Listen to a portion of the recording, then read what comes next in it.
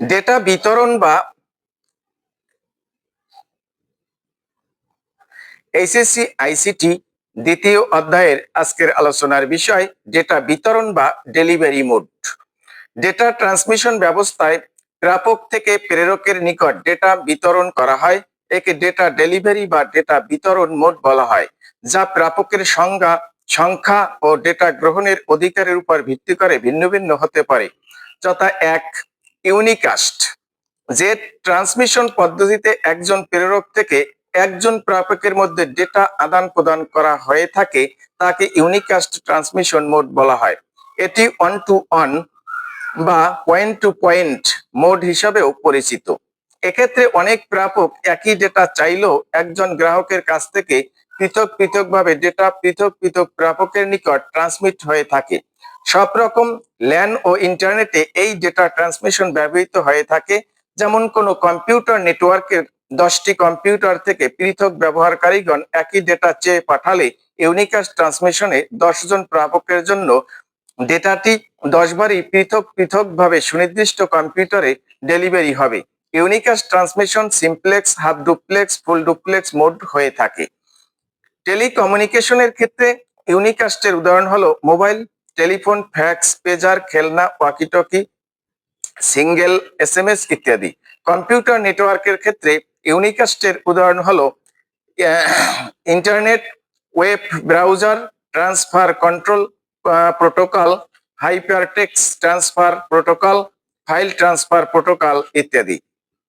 2, broadcast, যে transmission পদ্ধতিতে নেটওয়ার্কভুক্ত কোনো প্রেরক কম্পিউটার হতে ডেটা ট্রান্সমিশন হলে ওই নেটওয়ার্কভুক্ত সকল নোডই প্রাপক তা গ্রহণ করতে পারে তাকে ব্রডকাস্ট ট্রান্সমিশন বলে। এটি ওয়ান টু ওয়াল মোড নামে পরিচিত। কম্পিউটার নেটওয়ার্ক সকল ধরনের ল্যান ছাড়াও ব্রডকাস্ট ট্রান্সমিশনটি আরো ব্যবহৃত হয় টেলিভিশন ও রেডিও সম্প্রচারের ক্ষেত্রে। টেলিভিশনে কোনো অনুষ্ঠান সম্প্রচার করা হলে তা সকল টেলিভিশন বা গ্রাহক যন্ত্র একই সাথে গ্রহণ করতে পারে।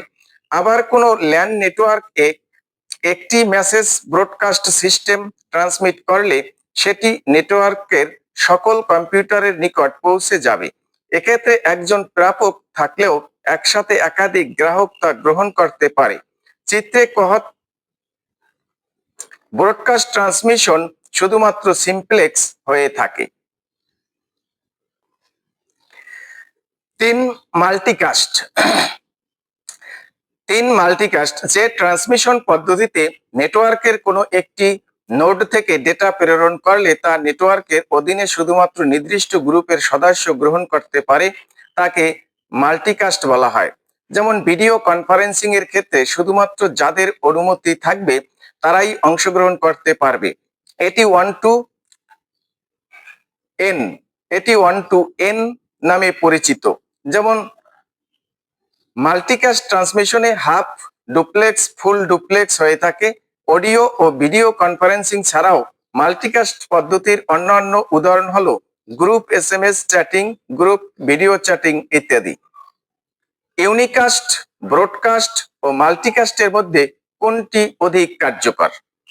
রাস্তায় গাড়ি বেশি হলে যেমন ট্রাফিক জ্যাম তৈরি হয়, তেমনি ডেটা পৃথক পৃথকভাবে একই সাথে একই গন্তব্যে যাওয়ার চেষ্টা করলে জ্যামের সৃষ্টি হয়।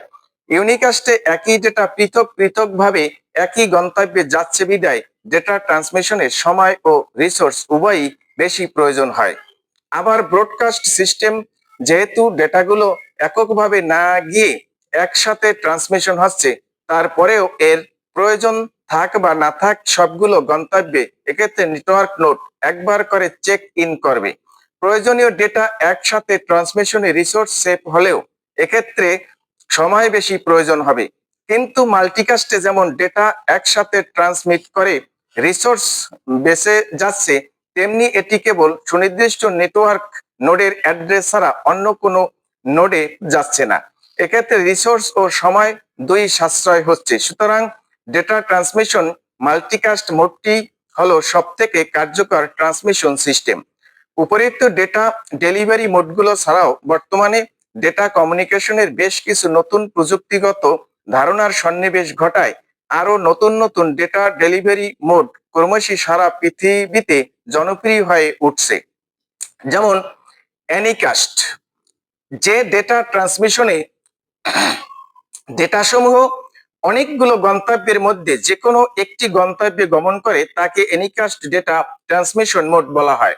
এই মোডটি 1-to-1/n মোড নামেও পরিচিত, অর্থাৎ এক্ষেত্রে প্রেরক একটি হলেও n সংখ্যক প্রাপকের মধ্যে থেকে অবস্থানগতভাবে সবচেয়ে নিকটবর্তী একজন প্রাপক ডেটা গ্রহণ করবে। বর্তমানে ইন্টারনেটে এমন অনেক জনপ্রিয় সার্ভিস ওয়েবসাইট রয়েছে যারা একাধিক ওয়েব সার্ভারে সাইটটি হোস্ট করে এবং এই সার্ভারগুলো ভিন্ন ভিন্ন রাউটিং দূরত্বে অবস্থান করে।